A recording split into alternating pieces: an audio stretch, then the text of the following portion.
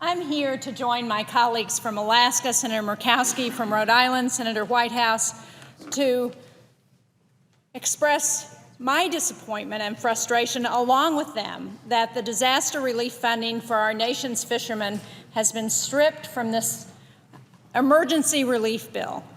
And, I agree with all of those who wanted to make sure that the victims of Hurricane Sandy along the East Coast got the help they need. I think that's something we all are committed to. But the fact is, fishermen in New England and Alaska and other parts of this country are also facing hard times. They're grappling with onerous regulations that are designed to end overfishing. And in spite of these restrictions, the amount of codfish in the Gulf of Maine has declined drastically. It has a huge impact on New Hampshire. And the problem for fishermen in my state is now one of survival. They have already seen their incomes decrease significantly in recent years. They depend on cod more than fishermen from any other state in New England, and cod accounts for more than 90% of the revenues of the fishing industry in New Hampshire. This is because our fishermen use small day boats. They fish close to shore.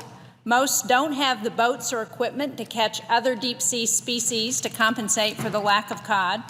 Our fishing businesses are small. They're mostly owned by families who've been fishing for generations. And for 400 years, we've been fishing in New Hampshire. Generations of fishermen in New Hampshire have continued this proud tradition. And yet, under what's happening with the fishing regulations, we're going to lose this industry. Our coastline is short in New Hampshire. It's only 18 miles, but it's still a crucial driver of the economy, the fishing industry.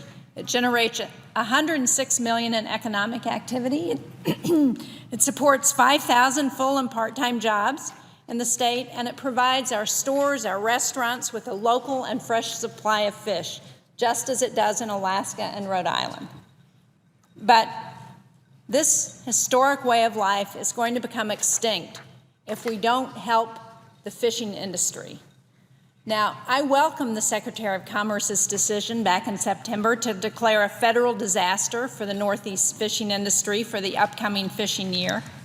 But this declaration, as well as those already provided for Alaska, Mississippi, New Jersey, New York, Rhode Island, and other states, are meaningless if Congress does not provide relief funding to these fishing communities.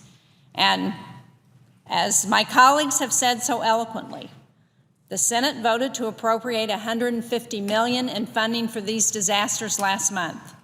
As Senator Whitehouse said, it was not a large percentage of the emergency relief bill.